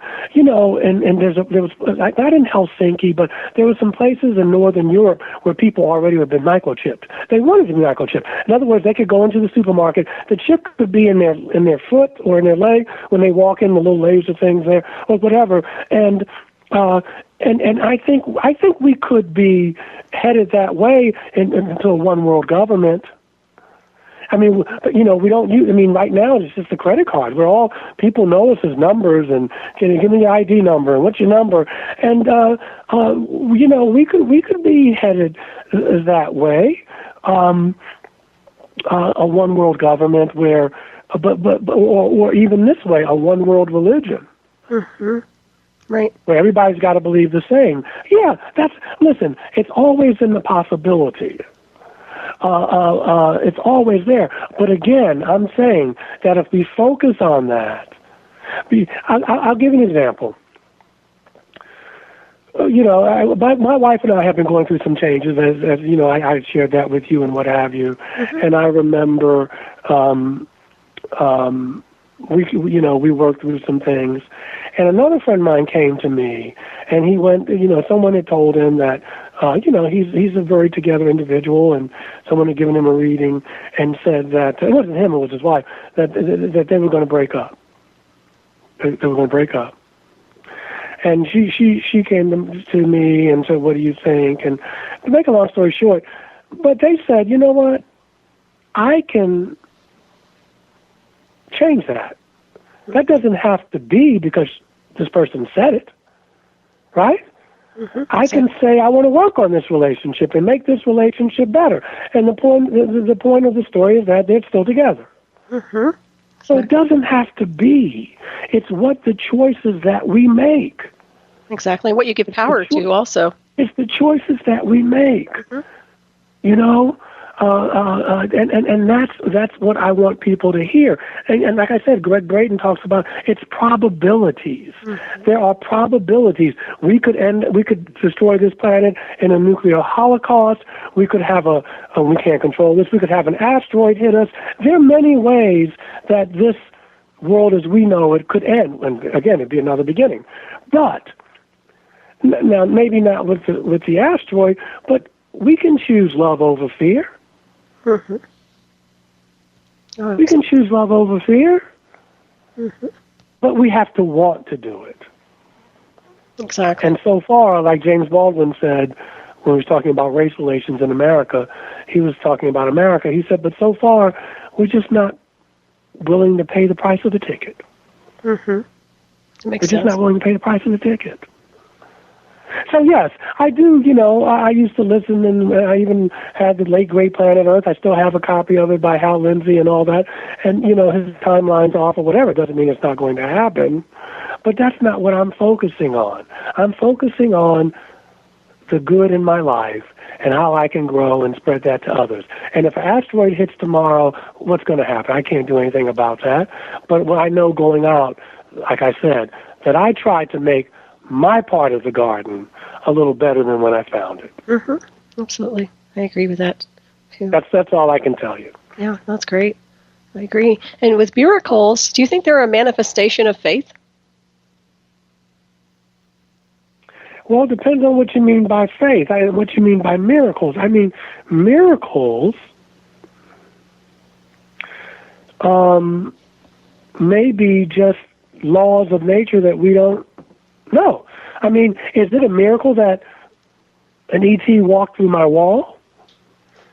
Or is it they know how to use parts of the mind and that all that energy is, that all is matter and this is just solid, but it's not solid, and that the molecules just appear solid, but they're just molecules and they can walk through there. Is that a miracle? I don't know. Right. I don't know. Yeah, that's very interesting. I'm always reluctant to that, and maybe it's again me being a chaplain. Somebody gets cancer, so they die. Did they die because they didn't have faith, or did they die because the cancer just ravaged their body? Mm-hmm. Another person has the same type of cancer but lives. Does that mean they had more faith than the other person? Or maybe that just wasn't their path, and that was a life lesson for them. Because if you use that, you wind up giving people the complex of, I made this happen to me, and I'm a bad person. Mm-hmm. And I just don't want to do that. That makes sense. I just don't want to do that. I'm not saying that we don't create our own realities, but my dad just died of cancer. I'm using that as an example. I hate to say, well, he gave himself cancer. Now, he may have made some choices in his lifestyle that contributed to it, but he lived, 8 years past when when they said he was going to die. But, I'm just always leery about that, because someone can say, well, the reason you have that is because you didn't have enough faith. And I'm not sure that, I think sometimes it may be a little more to it than that. Mm-hmm. I agree with that, too. Yeah, that makes sense. And also, I don't know if you want to talk about your event you had that you kind of healed yourself, or you were healed by these beings. Yeah. Well, yeah, I don't mind talking about that at all. On July 4th, oh, God, I'm just thinking. Okay, I have a lot of friends who were in Vietnam. I didn't go to Vietnam. The war ended just in time. In 75, I turned 18 in 75. And who knows, they may not have taken me anyway with asthma. And the reason I bring that up is because my wife and I and my daughter go to the 4th of July fireworks. But I stopped going. Because, you get out there, it doesn't get dark till 9:30. They don't do the fireworks till the sun goes down, and then, you sit out there for 2 hours finding a parking space. We get there at 7, and then for 30 minutes of fireworks. So I decided not to go. So last 2 years I didn't go. And this year they were going to go by themselves. Well, last year they were going to go by themselves, but it was a lot of rain. It was very foggy. It was a lot of rain, a lot of thunder. And I was lying in bed, wide awake, and I was just lying there, and it just felt like I was in a war zone. Like I said, this is what, I was lying on my stomach. I said, this is what it must feel like to be. And, because they used to talk about having to sleep while there was shelling going on and what have you. Now, when we split up, a lot of things were happening. We split up. It was like a country western song. And my father had died. And I had lost my job. And so we were in separate places. And I don't know whether it was stress or whatever, but I had a blood clot that was as long as my leg. I did not know that it was a clot. I've never had a clot before. I'm a very thin person, but my leg was swollen like LeBron James, okay? I mean, I wish my legs were built that way. But my leg, it was just huge. And I thought I had pulled something or something, and the swelling wouldn't go down. I would Reiki it, and it would stop for a little while, and then it'd come back up. And I was talking to a friend in New York who said, you're not supposed to be in that kind of pain for 3 days. You're just not supposed to be. And I said, okay. And they said, I would go to a doctor. So I called my primary care physician, and he said, come on in. And when he looked at me, he turned even paler than he was. He said, you must get over to have, what do you call it, when they look at your legs? Ultrasound. Okay. Immediately. So I go, and they are really panicky, and they say, please, you've got a blood clot. And if it breaks off, I said, right, it's going to ruin my day. They said, it'll kill you if it breaks off in your lung or your brain. And so I was injecting myself with enoxaparin, and I was in my stomach, and I was on Coumadin, which is rat poison, but it was helping, but it was, you couldn't bruise, I couldn't shave. Now, that's the scenario. And that night, I was home by myself in my apartment. Again, we were separated. All these things had happened. And I'm lying on my stomach, and it got really quiet, and my phone went off, like, beep, beep, beep, beep, beep. Obviously, the energy made it. And I felt this, which I've felt before from them, this laser, like, my whole body was full of electricity, like it was all pins and needles. And I turned around, and the visitor the molecules just dispersed, like just in front of my eyes. And of course, I'm up, and I have all this energy. I called my support group in New York just to say, hey, and of course, they weren't there. It was late for them. It was at 9:49 p.m. And I just, I called my wife and said, I just had a visit. Is you okay? I said, I'm always okay. Blah, blah, blah. And the next morning, I just happened to look at my leg when I got out of bed, and it was normal.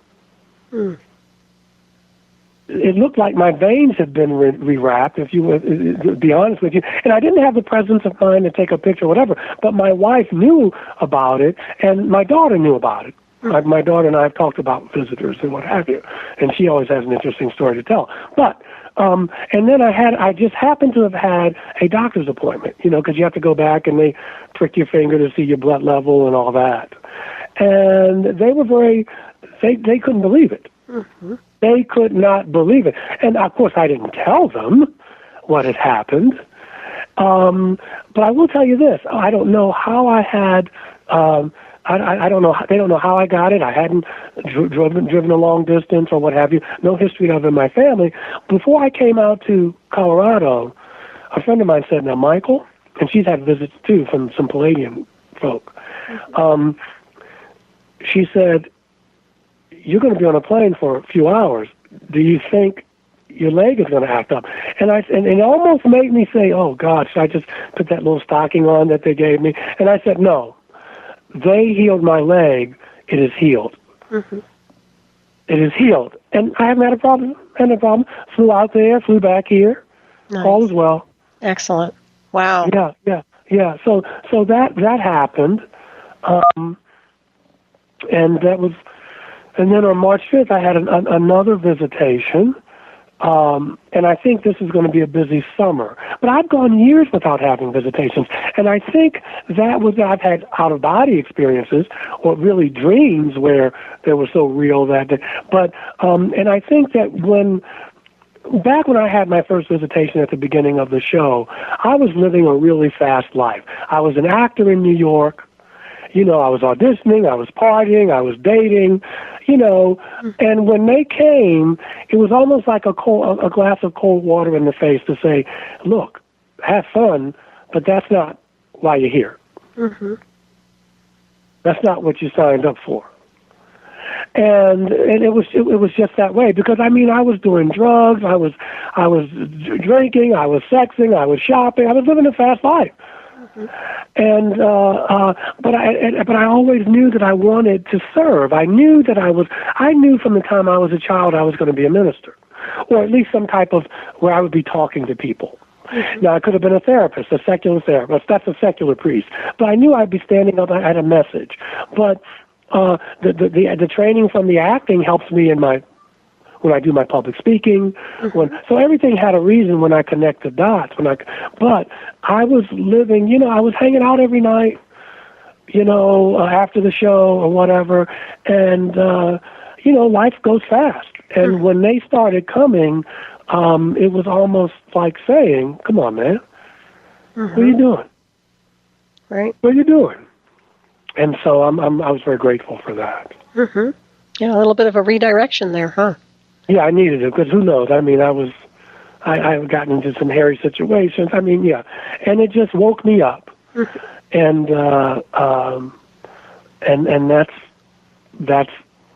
that's where I am now. I'll be 57 this year, and I'm happy with my life. I don't have a lot of money. I don't need a lot of money. I'd like to be able to pay my bills and have something left over, but you don't go into ministry. I didn't, to make money. But, I'm happy. I got some good friends, not a lot, but friends are priceless, and you don't always get a lot. But I have some good friends. I'm pretty healthy. I have allergies. The asthma that I had is not as intense as it was. So, I have a really lot to be thankful for. And I'm standing on the shoulders of a lot of people. You are helping me get my message out. My brother Mark Eddy, my publicist, he's a prince. Brian Kennard, my publisher. A good friend of mine, Rosemary Starr. Linda Hytel. Good. Of course, my parents, my wife. Even though we're trying to reconcile. My daughter. I'm standing on the shoulders of a lot of people, and I don't forget that. Mm-hmm. And for those of you who say, "Well, aren't you going to thank God?" Yes, I thank Creator. I knew that was. I heard them saying that. Yeah. And I thank my star friends. I have a lot to be thankful for, and of course my own talent and unique gifts that I've been given. I try to use those, but I know I don't do this on my own. Right. That's nice. Well, I don't think any of us do it on our own. We always have our spiritual brothers and sisters with us on some level. That's for sure. And also, so many people. I could go on and on. My parents, obviously, and go on and on and on.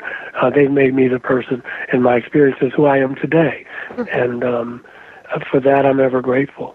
Absolutely. And we're grateful, too. And also, if people want to get in touch with you now, you have your website, michaeljscarter.com. And any other website? No, that's the website. Someone offered to redo it for me, so thank you for reminding me. I got to call them. MichaelJSCarter.com. If they want to get the book, it's like $9, $10. It's you can go to Amazon.com, Alien Scriptures, Extraterrestrials in the Holy Bible. If you have a Nook or a Kindle, I think it's $4.99. So it's very reasonable. And that's it. You know, I'll let you know. I want to go back on Ancient Aliens, hopefully, and then we can talk about that kind of stuff too. Oh, excellent. But hopefully they're going into their 7th season. So, but I want to thank you for giving me the opportunity to tell my story, and you know, your friendship, and you know, getting together with you and some other really talented people this past weekend. It just, I won't forget it. I know, me too. And thank you also. I really had a great time. And for those who didn't know, we all kind of connected. I felt like that was all guided by Spirit, that whole encounter. Definitely. We couldn't have planned that. No, we couldn't have. It was interesting, wasn't it? Yeah. But I want to thank you also for the work that you're doing, and the positive energy that you know, just emanate from your being. And also, are you planning on a sequel to your book?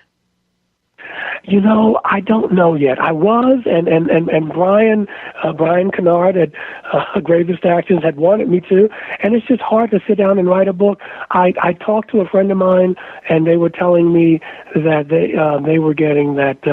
It may not be a sequel. Maybe it'll be more maybe it'll be more about what's happening now. But right now, probably the message that I give out verbally will be more important than the messages I'm giving out in the written way, at least for now. Yeah. But I will see. I got some ideas in my head, and but I want to move away from ancient text and maybe go into another direction. But you know, when I know, you'll know. Oh, absolutely. And I'll be here for you for sure. I'd love to have you back anytime. Yeah. That's for darn sure. Yeah. And have you noticed that there are many Christians who are contactees? How is that? What's happening with them? Well, I don't know. I mean, I'm sure there are Christians who've had. I just know that the people, it's demonic for them, and they just don't know what to do with it. And maybe it is for them. I look at Paul, who started Christianity. Jesus didn't start Christianity, and he talks about being taken up into the third heaven. And you know, when you read Acts, what he talks about sounds to me like a contact experience. And he says he was taken up into heaven, and he was shown things that he could not utter. One could argue that Paul may be the first written account, what he talks about in Acts of a contactee. Certainly Barry Downing, my friend and colleague, talks about that. I should talk about that more, maybe next time. But he started Christianity. He was Jewish, and Jesus was Jewish, and Jesus died a Jew. Or if you want to say he got in the ship and left, he was still. It's interesting.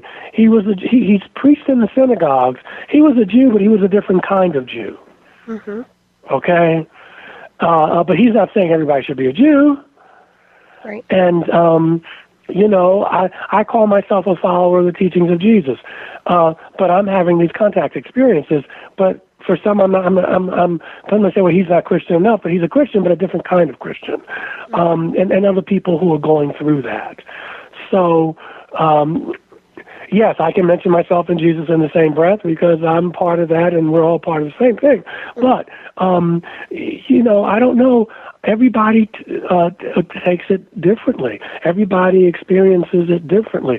For me, outside of the fright of having these folk in my room, I've craved it almost. I miss them when they weren't around. But I had to work through the fear and go from trauma to acceptance. Right. You have a relationship. And that I'm probably going to have these visits off and on until I leave here.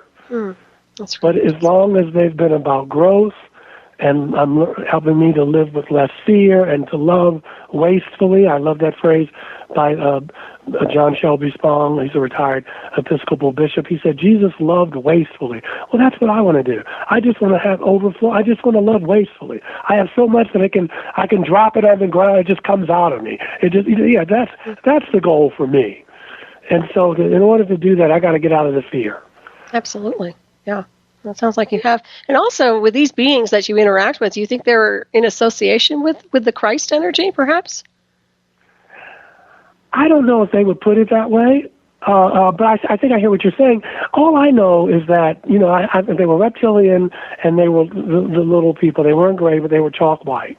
And sometimes in my mind's eye, when I meditate, I see some taller beings that wear a hood. They look Palladian. They look blonde, kind of.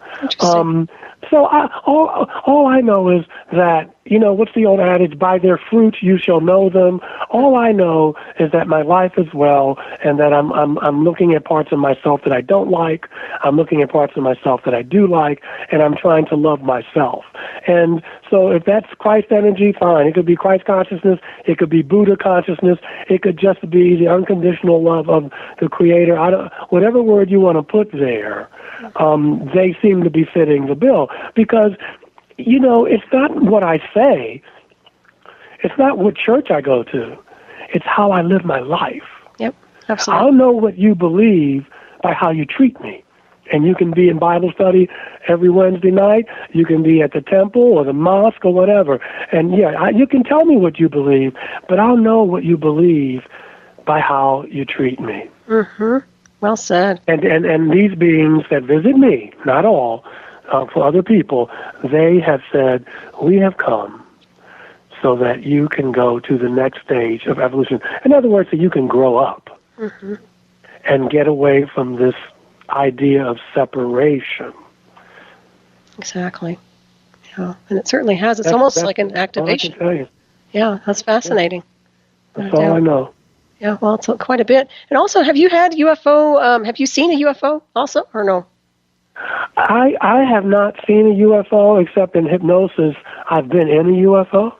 I had a really intense out-of-body experience.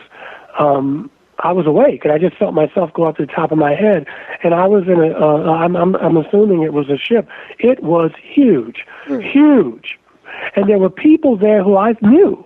There was a friend of mine from childhood who was there, and I went over to him, and I said, John, it's me, it's Michael. And I don't know what he saw when he looked at me. Maybe I obviously wasn't in this body, but he kind of looked at me, and his face kind of frowned up. And then I woke up. Wow. I came back in my body. Mm-hmm. So, no, I cannot say, you know what, I just saw a UFO, but I can say I've been on one. Mm-hmm. The thing about, I just want to say this as we close, for those people who are having dreams and stuff, a very wise therapist told me this who works with contactees. She said, Michael, when people have dreams about these visits, she said, a lot of people say, well, it was just a dream, but it was so, and she said this, you can tell when it's real. She said, because in dreams, things are distorted and oblong and out of shape and distorted. But if you have a dream that a being is in your room, and your bed is where it should be, and your nightstand is where it is, and in other words, if everything is exactly the way it is in a waking state, then that's not a dream. Very interesting. Yeah. Yeah, that's a good point to make. Yeah. If you're in the dream and you wake up and everything is okay, everything looks normal except there's a being in your room, that's probably not a dream. Mm-hmm. Exactly. And you said they speak telepathically, is that correct? Yeah, they showed me pictures in my head. Now, the reptilian spoke to me, but I didn't see his or her mouth move. I think it sounded like a male voice. But I had the visit that I had in March. They whispered to me that we think you are a good human being. And I needed to hear that because I was going through some changes with some people who didn't like my message. And it was just what I needed to hear. Mm-hmm. That's what they said to me. We think. as if we don't care what they think. We think that you are a wonderful human being. Now, but they would show me while I was up in Boston doing an anti-racism training, and I heard the whooshing sound again, because sometimes it gets very quiet because it's at night. You know, it's just very deathly quiet. And then I'll hear the shh, and then they'll be there. And they showed me a picture on my right side in my mind's eye. There was a picture of a man in a monk's robe with the bald head, you know, like a Benedictine monk with the rope belt. And on the left side, there was me in a three-piece suit that I had in a pulpit talking. And I looked at that as, they're telling me I've done this before. It was a past life thing. Like I was the monk. And then that kind of dissolved in my mind's eye. And then they showed a picture. Well, it looked like an icon on a computer. It was an ET pointing as if to say, pay attention. And there was a picture of, we've seen the prayer hands. You see that, hands in prayer. Right. There was a lightning bolt through it. And I took that to mean that I needed to, when I did my healing work, to pray. Pray, because that energy is coming out of my hands. Right. Prayer is a form of energy. Oh, absolutely. And that's what I got out of it. And it was a little icon of like an ET, like you would see on a computer, and it was pointing. Look at that. And there was a pair. Matter of fact, I took that, what I saw, and I had a business card made. And there's a picture of, you know, when I hand out cards for my energy work, and there's a picture of two hands in prayer, you know, but in between the palms, there's a lightning bolt. I like that. Yeah, that makes sense. Well, I'll show it to you when I come out again. Yeah, I think. Oh, yeah, I don't think you gave me your business card. That's right. Well, gosh, we're getting. Did I give you that one? Because I don't think I had those with me. I don't think so. No, I don't think you did. But yeah, I'll take one of those for sure. Yeah. But yeah, we're getting down to the wire here on the show. But is there anything you'd like to tell our listeners? Any closing statements that comes to mind? Yeah, just that. Look, we don't have to live alike to love alike, and you know, you don't have to believe anything I said here for the past 2 hours. But if you're still here 2 hours later, I at least intrigued you. But, you know, don't believe the lie. We are not separate. We may look different. We may have different cultures and whatever, but what I do affects you, and what you do affects me. We are one. This idea of separateness will destroy us, and we have a choice to say that's not what we want to do. We can choose love over fear, and that's what my star friends are telling me, and they're here to help us do that. And I'm passing it on to you. I wish you all peace and richest blessings, and have a wonderful night. Oh, you're such an angel. Well, we're grateful to have you on tonight, and it's been a pleasure and an honor to interview you, I must say. And I hope to have you back soon. And yes, I will talk to you soon. I know you got to run, and thank your producers and everything. And Keith Rowland, he's awesome. Yeah, and let me know where I can get a link of this. So I can listen. I'll definitely send you a link. And I think we're probably down maybe to 2 minutes here, but we're just about out of time. But yeah, if there's anything else you wanted to mention about your book, once again, why don't you give us the name of your website? Yeah. It's Alien Scriptures. It's Extraterrestrials in the Holy Bible. You can actually buy the book on my website, michaeljscarter.com. You can contact me there. You can send email to michaeljscarter@charter.net, or you can go to Amazon. The book, I discuss the Old Testament, the New Testament, what it would mean for monotheistic religions if what I was saying was true. There's a chapter in it on the Quran, and in the back of the book, there's a chapter on lessons learned. Excellent. Fabulous. Thank you so much, Michael. Thank you, everybody. See you next week. Bye-bye. Bye.